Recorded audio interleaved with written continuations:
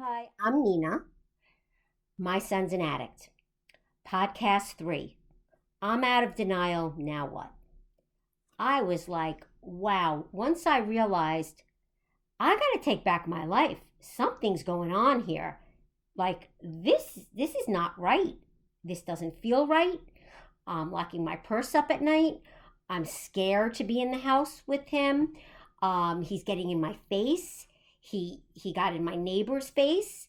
I'm seeing a lot of poor behavior, like harming himself in ways. This was not working at this point. So I went to see a therapist. Listen, we all have crappy insurance, or you spend a fortune on it. So you just find anyone on your plan, anyone that will speak to you and talk to you. Because basically, you just need the reassurance because you really know what needs to be done. You really do at this point. But you still need someone to just hold your hand, make you feel like it's going to be okay. And unfortunately, it's typically a stranger. It's not somebody you know. From an outsider's point of view, they're able to be a lot more direct, and that's what you need at this point. So let's just say you're talking to somebody, and they say to you, "Okay, now you're going to make a list. Make a list of the rules of your house." Okay, and what are these rules that your child needs to live by? Okay, I put down has to go to therapy once a week. I put down needs to help out around the house.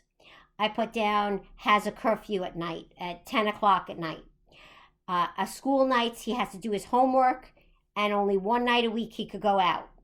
Um, I put these rules down on this sheet of paper and was told by the therapist, now you're going to go home and you're going to give him an ultimatum.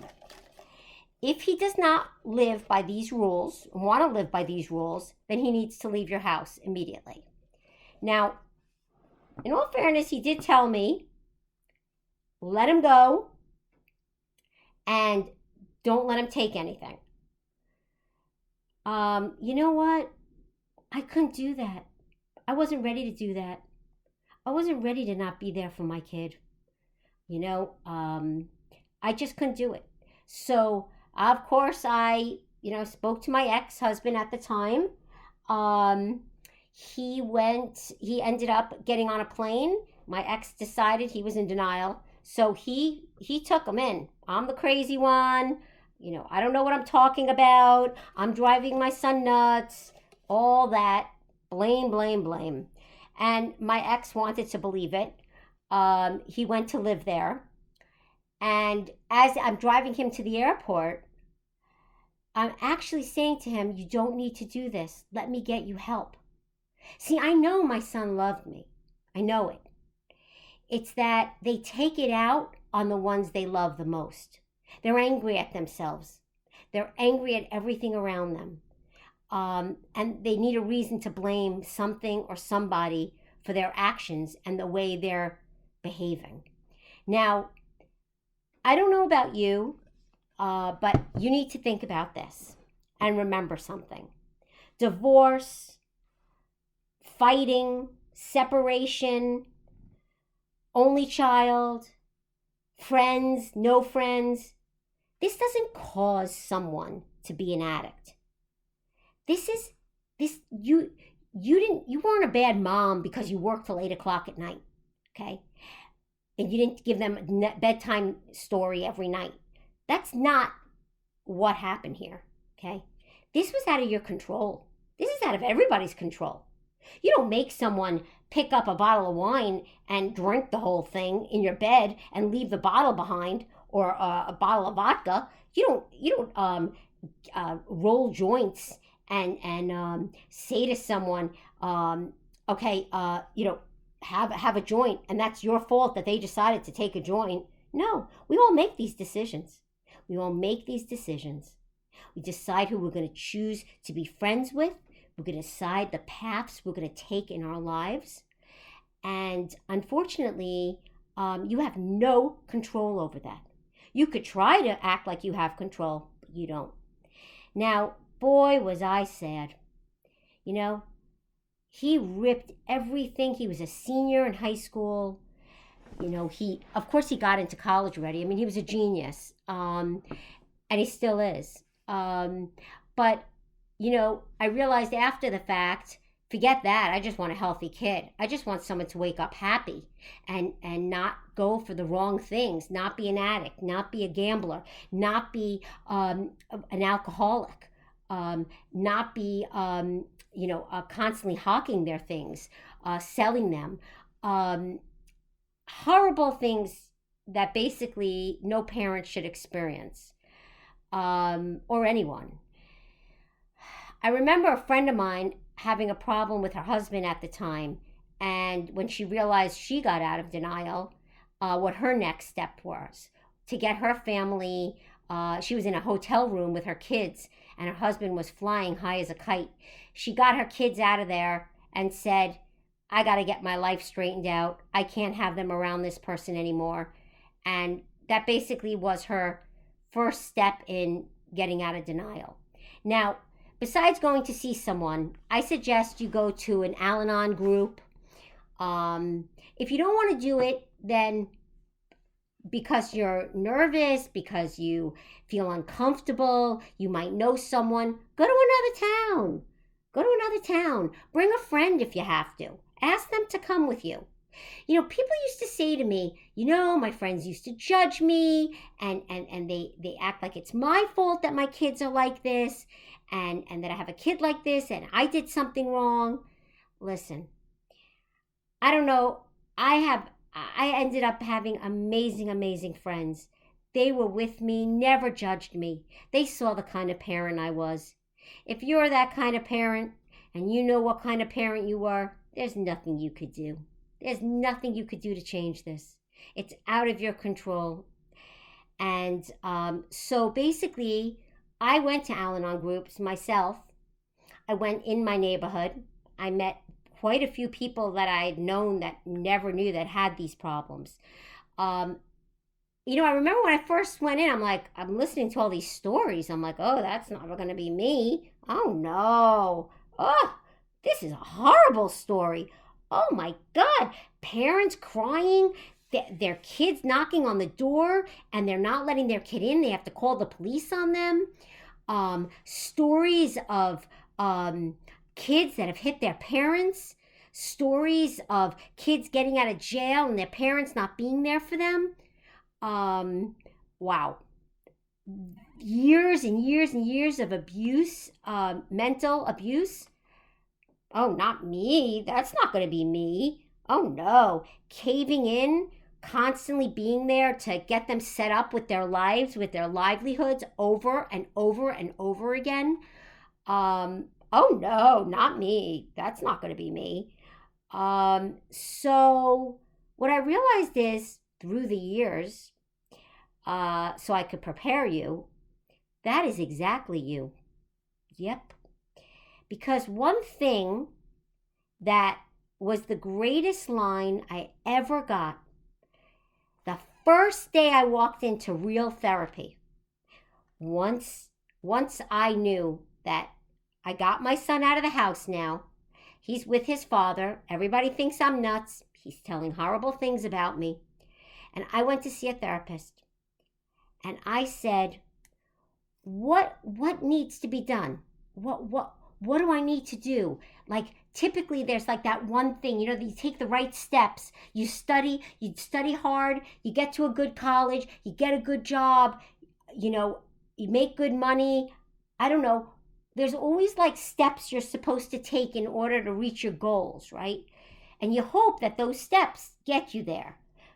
Unfortunately, there's nothing that someone's going to tell you that's going to be like, okay, if you get your kid into this rehab, everything's going to be fine. No, you're just getting your kid into this rehab. And it's giving you, 30, 60, maybe 90 days of relief that you know where they are. You know they're possibly not on drugs still. And that possibly they're willing to help themselves. Now, I was able to see that my son needed help, but I was still in the denial of understanding what that meant and that this was going to be a lifelong challenge, a lifelong experience, something that just doesn't end. There is no solution. There is no way of saying, if I do this, this is what's going to happen. This therapist looked at me. She was awesome. I was with her for a full year. And she said to me, I said to her, if I put him in that rehab, everything's going to be okay? And she looked me straight in the eye. She said, I wish I could tell you differently. But no, that is just the beginning. Because most likely, statistically, 95% typically go back in 2, 3, 5 times, 7 times. You just don't know how many times. Wow, that really took me for surprise. I really was naive to think that, all I have to do now is get him out of his father's house now and into a rehab. Now, if you're struggling with a co-parent, someone in your house, a divorced parent, you're trying to explain to them, to get them on board, to understand what's going on, not be in denial, have them live at their house, because it doesn't take long for someone to really see what's going on. When he did come back, which was right after he finished senior year, I didn't get to watch him walk down for graduation. I didn't get to experience that as a parent. I would have loved to have. Looking back, I really don't remember a milestone that I really had to enjoy with him, except for, I believe it was 6th grade when he was going into high school. 6th grade for middle school, I believe they had like a moving up ceremony. So I can't remember if it was 7th or 8th, but one of those grades. And that was probably the last time I experienced that with my son.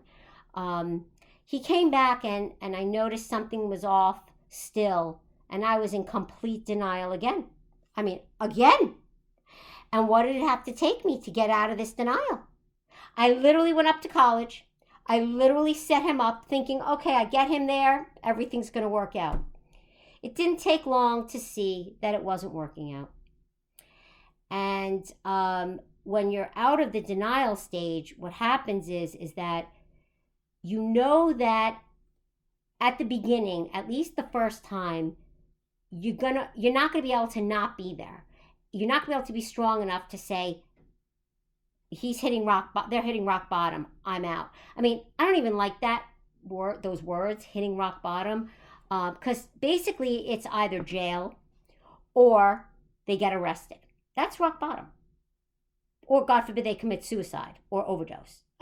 But basically, I didn't want my son to experience any of those. So no way was that happening. As much as out of denial I was not letting those things happen. That was not going to happen. So when my other son called me to inform me that he was doing drugs, I already had seen on his emails through school, his teachers asking where he was.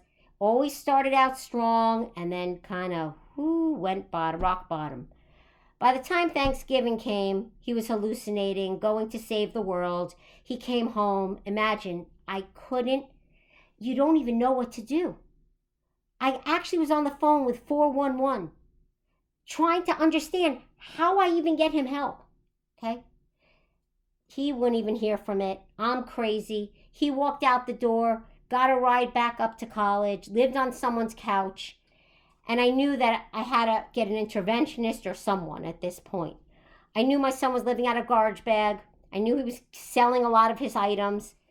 And I just couldn't take it anymore, knowing that he's living like that. It just killed me. So I hired people.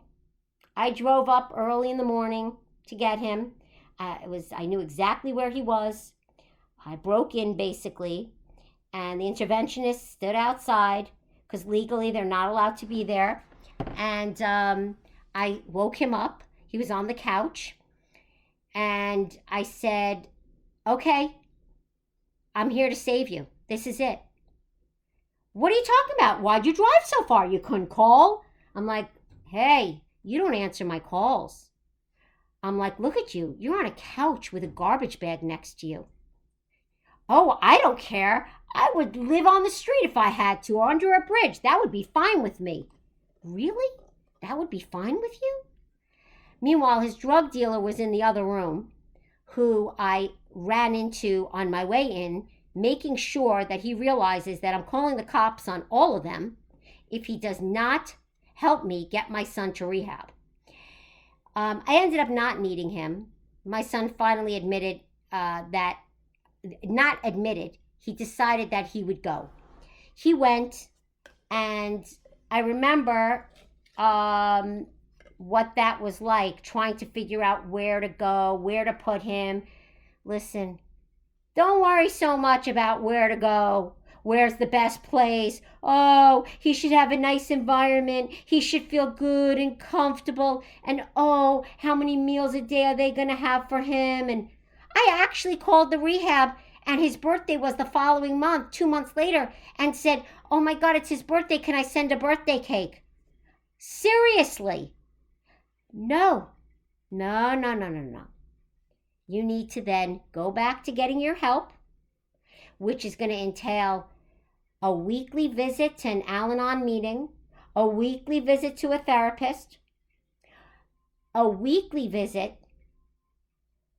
to doing something that you haven't done in a long time that stopped you from doing. Your son has stopped you from doing it. Something pleasurable that you liked, playing cards once a week, or whatever it is or isn't. Go on a date. Go on a date with your husband. Make it special. Those are definitely things you need to incorporate in your life, and you need to contact NAMI, National Association of Mental Illness. They have an 8-week class that's called Family to Family, and it's free. Take it.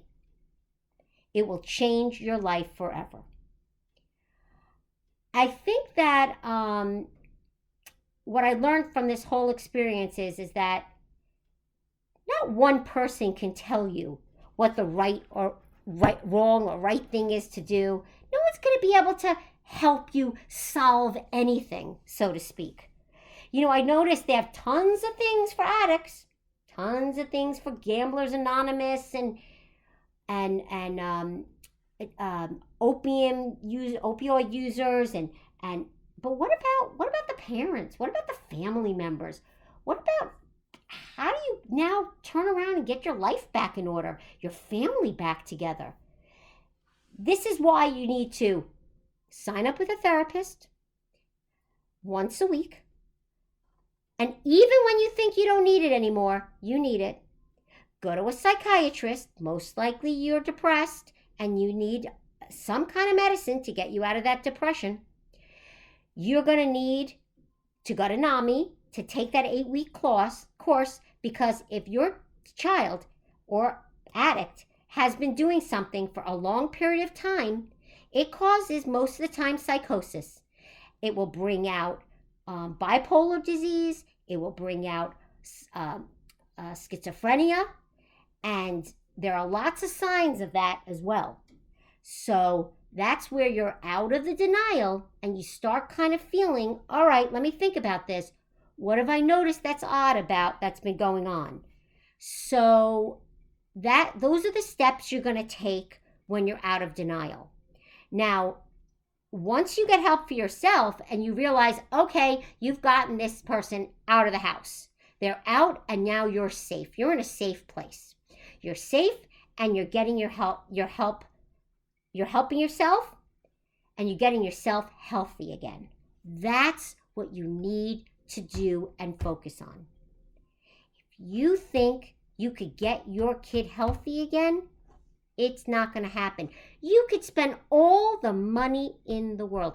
I will never forget this girl that lived near me sent her kid to a Malibu rehab. $50,000 for the month. 50, 50, cash.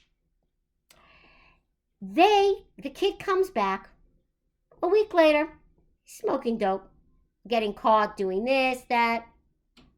I almost died. It doesn't matter if you're in Malibu. It doesn't matter if you're in the crappiest place or somewhere that's dangerous. It doesn't matter. They have to want it. If they don't want it, you're wasting money and time. Now, I don't say that the first time around when you first come out of denial that you should go right into that rule of, let them hit rock bottom. I gotta tell you, unless you've been living with this for 10 years or so, there's no way that you could possibly let that person hit rock bottom. Most likely, it's the third, fourth, fifth time. It's just too devastating. You don't want to see your loved one like that. You don't want to let them down. Because in a fat way, you feel like you're not there for them. Because they have a problem. They can't help themselves. But yet, in these diseases, they need to help themselves. Because otherwise, it never works. So basically, what's going to happen, and when you start realizing, okay, this is what's going to happen. They're going to be in rehab, and you're going to be able to kind of organize yourself. You know how they say on the plane, put your mask on before you put your child's mask on? That's exactly what this is. It's save yourself at the moment. You are going to figure out what's going to happen when rehab is over. What does that look like? Where is he going to live? Or she? Where is he going to go? Where are they going to go? Do you have money for a halfway house? Boy, those are expensive. Most of them are. You'd want to keep them in the rehab as long as the insurance will allow you to. 3 months is a much better approach to this, because from my experience, from the 3 rehab stints that he's been in, the time when he spent the most time in rehab, he got the best therapy. He was able to start thinking a lot clearer and seeing things clearer. It takes time to get these things out of their bodies. Alcoholism, the desires to drink, smoke, take street drugs, gamble. This takes time to get out of your system. 30 days is like a flash. So that's basically what happens when you're out of your denial stage. You're in okay, they're out of your house. Hopefully they just make that decision to go to rehab, or they have, you have assisted them in getting to rehab. Now, I want to tell you one thing. I'm going to leave you with this. There was a woman that called me once and said, my son went to the bank and tried to cash a check. Now it's Friday. Okay, it's Friday at 12 in the afternoon. She says to me, he went to cash a check and the bank called me to ask me, do I want to press charges? And of course I said no. I mean, I don't want my son to go to jail. That's like 10 years for fraud, bank fraud. So she said to me, well, I don't know, and I can't just kick him out of the house, and the Sabbath observant, and we're religious or something, and we want to, I can't just, the Sabbath is starting, and what am I going to do? And my husband doesn't feel like we should just kick him out, and he's a bit in denial. I said to her, listen to me carefully. You're not safe anymore. Neither is anyone else in the family. So I suggest you give him $20 and tell him goodbye. I promise you, he will come back in 30 days or call you. And when he does, this is what you have to prepare for. Either have the name of a rehab ready for him. Either have that name ready or have a person, the name of a person that he can contact to set up his transportation to get him to this rehab. Now, listen, there are two ways this goes down. Either they go to rehab right away when you basically kick them out of the house, or it's typically 30 to 60 days after. This is their first time. After that, it's a free-for-all. But the first time, that's what typically happens. And this woman said, I don't know if I could do that. I said, well, what's going to happen is, if you don't, you're putting the other kids in your family in danger. And you're prolonging the inevitable. The kid left. 30 days later, he called. And he said, I need help. The mother got him a plane ticket, told him to get to the airport. She gave him a pack of cigarettes, and I told her to give him a sandwich. No money. He got on the plane, and he went to rehab. That was the first time he went to rehab. Now listen, the stories, I wish I could tell you that there's a great story and a happy ending. Everybody has a different ending. Everybody has a different story. Comes at different times in your life. You know, I used to say when I used to go to these classes or meetings or listen to things online, okay, so where's the happy ending? Where's the smiles? Where's the contentment? Where is it that, okay, everything fell into place? It's not there. Because part of denial is not realizing that this is a lifelong episode. This is going to be in your life. You learn to live with it. And the sooner you do, the better off you are. Because you see, what happens is, even if people do get clean, it comes back to haunt them. It doesn't take away their cravings or their desire to do the things they do. Things trigger it. And then they want to go back to do the things they did before. So it could be anywhere in their lives. And they could try to clean up, and then all of a sudden it occurs again, or things happen, traumatic things happen in their lives, and they can't handle it. So that's why it's really important for you to put your oxygen mask on now. You're at the beginning stages, and unfortunately, there's no fast forward. I always thought about this. Now that I look back, I think, was there a fast forward? Can I tell somebody, okay, if you do this, that, and the other thing, you'll skip all those extra steps? No. The only thing I can say to help someone get through these steps quicker is to make them see what actually is going on in their life, how they've been living their life, how miserable they really have been, how miserable their family has been, and that it's disrupted their whole family unit, and how the other kids in the family feel. It's not good.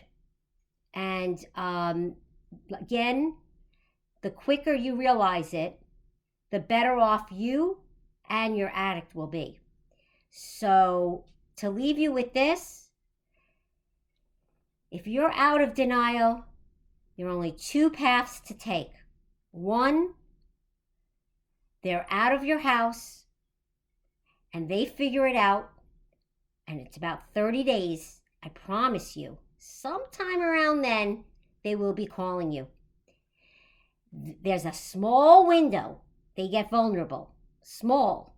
But during that time, you have the opportunity to have a phone number ready and the transportation and everything required to get him to wherever his rehab's going to be. Now, the other route, as we discussed, was basically you not kicking them out, but getting the help, bringing the help to them, which is what I did the first time. I got an interventionist. I got them to come. I convinced him to go. Those family interventions, no, they don't end up working. But if that's what you need to do the first time because you can't do it the other way and just not know where your kid's living and not knowing if they're on a bench or they're in the garbage somewhere, a dump, I don't blame you. I couldn't do it. I could not do it. And if I had to do it all over again, I still couldn't do it then. I wouldn't have changed the way I did things because there was no way back then I was letting him hit rock bottom. So those are your two courses of action at this point. And you need to get strong enough to get to those actions. And the only way to do that is to, once again, have therapy once a week, go to an Al-Anon meeting once a week, regularly, even when you feel you don't need it, even when you don't feel like your kid's just as bad as all these other stories. This isn't going to happen to me. It doesn't matter. Sit there and listen. And you're going to go to NAMI, National Alliance of Mental Illness. Because by the time you get to this place, either psychosis has set in, or they're tripping, or something has happened, or their bipolar has set off, and you need to be aware of what those things look like, because once they've risen to the surface, it's going to take some time, medicines to bring it back down. So those are your choices, and they're not easy. So good luck. And if you have to, keep listening to this. Keep listening to someone that's been through it. I've done this. I've been there.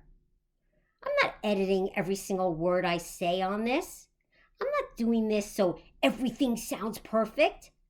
Life's not perfect. This is far from perfect. And if you've experienced what I've experienced, and you're living with an addict, heck, this is nothing. A little hop, skip, and a jump. You really should pat yourself on the back if you're at this place now, because this is a big step. Doesn't matter if you take either way, either path, it's okay. It is okay. You should be proud of yourself no matter what, because you're getting help for yourself, you're getting your life back in order. And that's what's important. And that's the way you're going to live. And you're not going to ever let anyone take that from you again. Okay, have a great day.